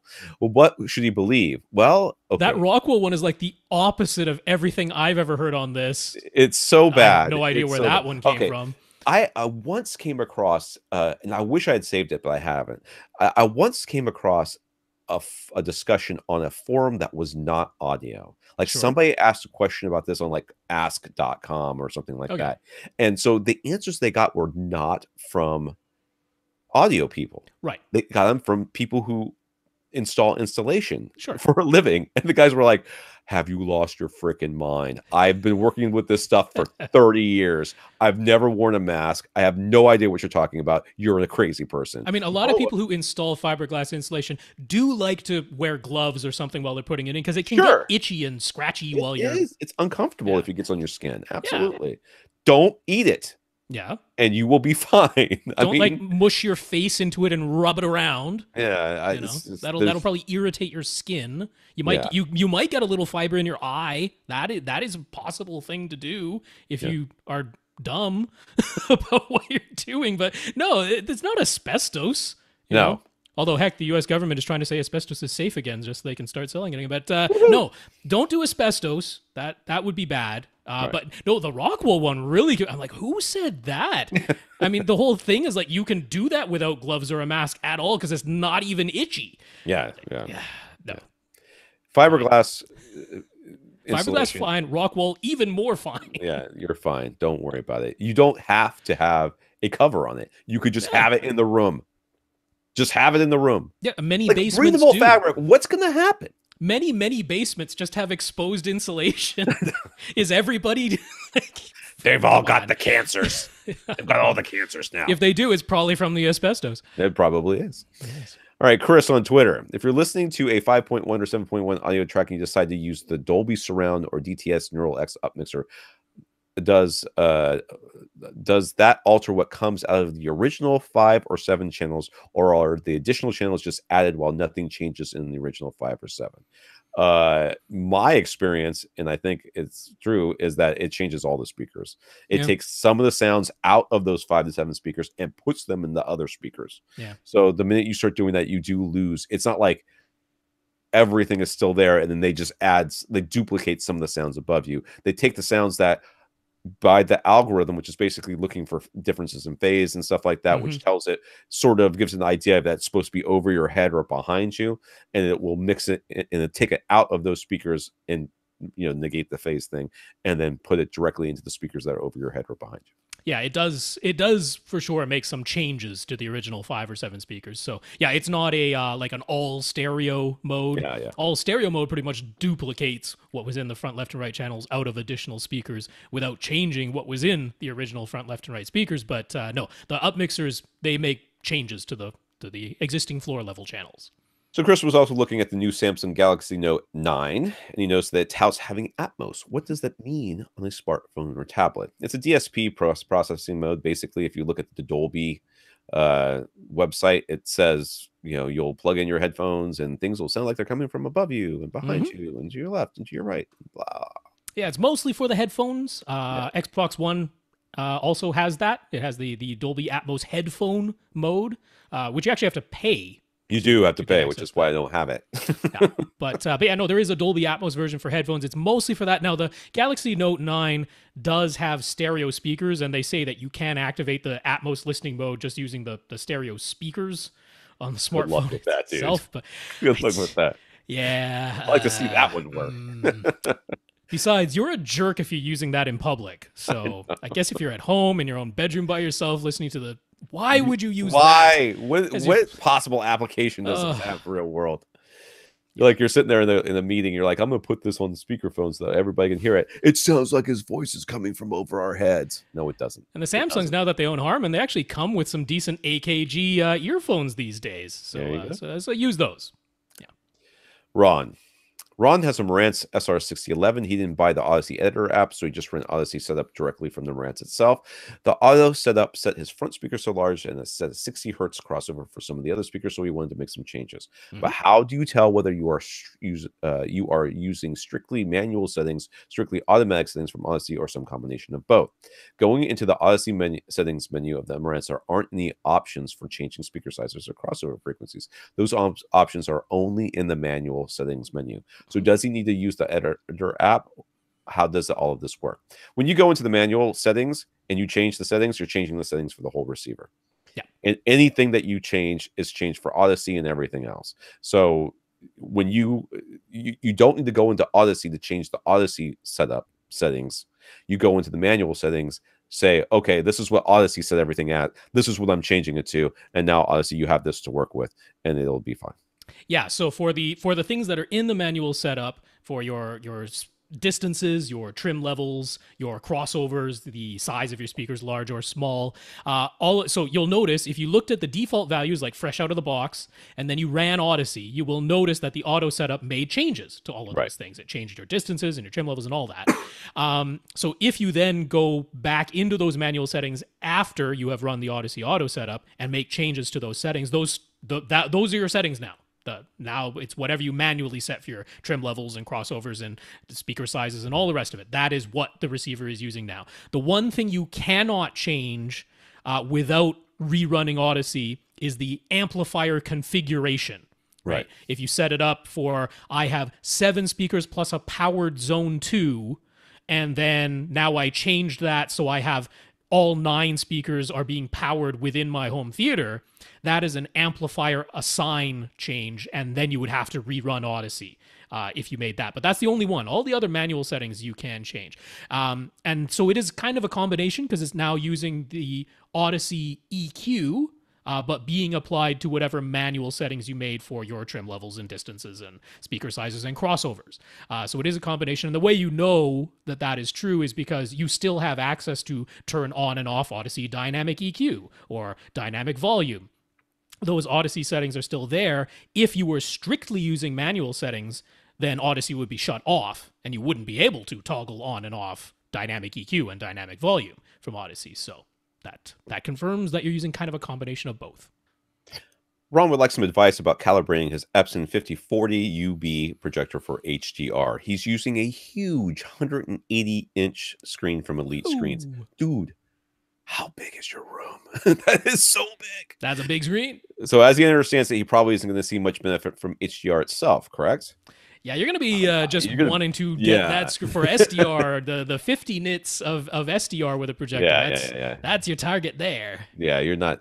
Because, okay, so for HDR, high dynamic range, you need contrast, which means you need brights and darks. Yeah. Well, with trying to blow an image up to 180 inches with a normal home theater projector is asking it to perform way outside of its capabilities. Not capabilities. I mean, the 5040 UB, again, is a bright projector, and it can do this. It can, like 150 inches, it can for sure do. 180 inches is starting to push it, but it can manage this, but not to, like, in HDR for projectors, we're aiming for 100 nits for the peaks, for the little HDR peaks. We're trying to get 100 nits, or what would be 32 foot Lamberts is what we're going for. You're not going to get that on a 180-inch screen, but you can get the 16 foot Lamberts, the 50 nits. So he'd like to benefit from, but he would like to benefit from the wider color palette. Mm-hmm. So what would we recommend he do as far as picture settings go? His sources are a Samsung 4K Blu-ray player and an Apple TV 4K. I don't know. Yeah, so I mean, there's two options, right? Now, his Samsung 4K Blu-ray player does not give him the option of converting HDR to SDR inside of the player while retaining the Rec 2020 color container with the wider color inside of that Rec 2020 container. That 4K Blu-ray player cannot do that. So this would be an instance where a lot of people, if they had an Oppo or if they have that new Panasonic UB820, they would be opting to have the player convert HDR to SDR while retaining the wide color. And that way you're not worried about trying to get brighter highlights. You're just getting the wide color. That's all. On the Apple TV 4K, I believe you can set it to be standard dynamic range, but with wide color. I'm pretty sure that is an available option in there. So that could be done. But the 5040 UB does have the option of, in the HDR mode, you can manually change the gamma. So the gamma is the they would call it like the perceptual quantizer in HDR. It's the rate of rise. It's how bright the image is in response to the signal it's being fed. But they do actually allow you to manually change that. So I think, I mean, this is going to be a little bit subjective, but I think what I would do over at Projector Reviews, they have updated, it's the review of the 6040 UB, but it's exactly the same as the 5040 UB, just one is a black case, one is a white case. They've updated their settings specifically for the 4K HDR input. So again, you want to use the digital cinema picture mode that gets you the wide color. I would leave it with it activating the HDR mode, but you'll probably want to go in there and make some manual changes to the gamma so that the darks don't look so dark that you're missing a bunch of detail, and then the brights you're probably going to actually want to bring like down in the gamma so that it's not attempting to get brighter than it actually can. I think that's probably the best way to come at this, is instead of trying to convert HDR to SDR, let it do its thing, go into HDR mode, but then probably make some adjustments so that you see all the detail, because that's really what matters. So for 1080p SDR, we have some good setup discs like the Spears and Munsell or the Digital Video Essentials, but we don't seem to have the equivalent for 4K HDR yet. So what test pattern source could he use, and how could he also check HDR results that are being sent from his Apple TV 4K? There's got to be something on somebody. The minute that HDR came out, somebody on some forum came up with something, I'm sure. Yeah, and they did. Yeah. There's I almost made it. I almost made it. Oh, I gotta sneeze so bad. Doing this podcast and sneezing. I was thinking. I just thought to myself like 10 minutes ago. I was like, "Hey, this is like the second podcast in a row." Yeah, last week you didn't sneeze. That's true. And I was very excited about that, and now it's coming. I can feel it sneaking up on me like a thief in the night. I hate it. Go ahead. Button, sneeze button. Yeah. So I'm not actually. I've never talked to the guy, but R. Maciola, that's the name. He's come up with some HDR10 Ultra HD test patterns that you can get over at AVS Forum. You have to burn them to a Blu-ray, or how does that work? Yeah, you can burn them to a disc, or you can just put them on a thumb drive, because they're just test patterns. Okay. It's not like a full-on video, or it can be a video that you can burn to a disc, but it doesn't have to be. You can just load the test patterns up onto a USB stick and play them back. Then anything you can stick the USB stick into that understands the format. So yeah, that's a bunch of HDR test patterns. HDR10 is of course all you need for a projector. You're not worried about Dolby Vision whatsoever on a projector. So yeah, that's actually a good way where you could go through the steps from 0 IRE all the way up to 100 IRE in HDR10. And then you could manually adjust the gamma, like I just talked about, so that you're not crushing a bunch of detail in the dark areas and clipping a bunch of detail in the bright areas. And Apple TV 4K, you could use the test patterns that Netflix has, because Apple TV 4K. Yeah, Netflix has a lot of test patterns that they don't necessarily tell you about, but you can find. Like I've got one that tells you how many frames. I think it's how many frames per second you're getting, and I occasionally just like let it go and see what my stream looks like. Yeah, so actually if you even just go into Netflix and search for test patterns, they have a whole suite of them, and the last couple in that, like they listed as a season. Oh, right. As though each test pattern is an episode of a season. So the last couple episodes in season 1 of Netflix test patterns are HDR test patterns. So you can use those. So what's some good content to use as comparison material, though? Show off the differences between regular Blu-ray versions with SDR and Rec 709 colors versus the Ultra HD Blu-ray version with HDR and DCI P3 colors. He wants to be able to confirm that whatever settings he's using are delivering good results. The Martian. All right, I got nothing. First thought. My first thought is The Martian because the What opening about that? scene. What about that movie that was the one that was filmed in 60 or 120 frames or whatever it Oh, was? Billy Lynn's Long Halftime Yeah, Walk. that thing. Would that be a good one Yeah. too? Yeah, that'd be good too. A lot of people use the Harry Potter movies, particularly the Deathly Hallows ones that have a ton of shadows, but with some super bright things coming out of the end of the wands at the same time. So that'll give you some HDR and some I've wide never color made and it some through that shadow movie. detail. I've tried to watch this 7-part one a couple of times, and I've fallen asleep every single time. So I can't make it through that. But no, The Martian, just the opening is kind of all you need because they're in the big storm. It's dark, but they got the super bright little lights on their suits that in HDR. And in the Blu-ray version, those little lights on their suits just look white, whereas if you have the wide color and the HDR working properly, you can tell that they're tinged blue. Those lights are tinged blue, so you can see all kinds of things in that opening of The Martian. It's a great, and then you get the reds of Mars later on that are a much deeper hue in DCI-P3 than they are in Rec 709. So yeah, that's a good one for me. All right, that's gonna be it. What we got? Oh really? We can't do Bobby? No, It's done. so quick. I'm tired. Go. I know you're tired. Tired. Thanks. You're like one of my kids. Tired. I guess I should have put my fan on. I'm like, it's not the heat broke here in Vancouver, so that's great. I really want to answer Bobby. The ice 650s. There. That's all you needs to know. What is this stupid? Okay, I can't. I gotta scroll all the way back down. Where is it? Number 14, Bobby.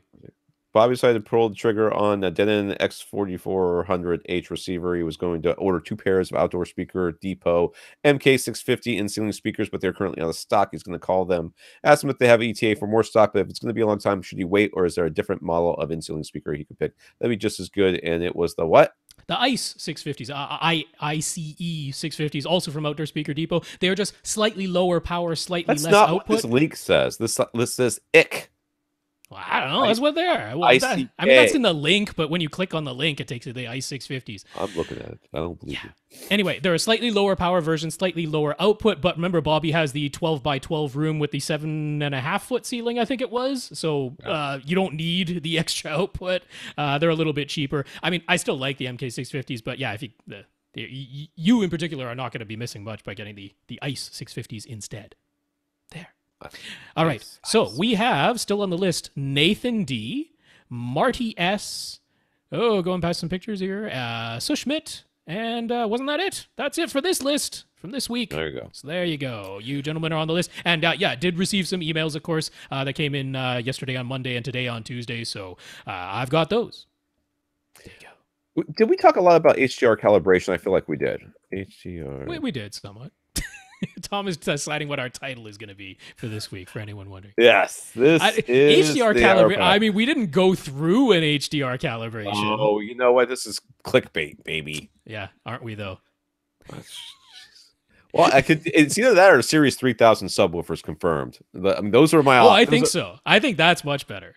All right, maybe we'll call it that. We'll see what I decide. All right, this is AV Rant, the podcast that answers your home theater and AV questions. I am gonna fall asleep sitting in this chair, but I didn't sneeze. 2 podcasts in a row. Jeez. To get your question answered, all you have to do is ask by emailing us at question@avrant.com. All right, I want to thank our listeners of the week. I want to thank Mark, who went to www.avrant.com and left us a PayPal donation at our Buy Us a Cup of Coffee link. We want to thank our 67 patrons over at patreon.com, including Ron W., who also talked to Gary Yakubian about us. So thank you, Mark, and thank you, Ron. Yeah, Mark, thank you very much for the donation. We appreciate that. Thanks so much to our 6768. Is it still 68? I'll have to check. That's patreon.com/AVRant podcast if you'd like to sign up. Yes, 68 as we say this today. Thanks so much, Ron W. Thank you very much for being one of them. And thank you also for talking us up to Gary at that SVS event. Hope you had a good time there. All right, for AV Rant, I'm Tom Andry. And I'm Rob H. Now go out and listen to something.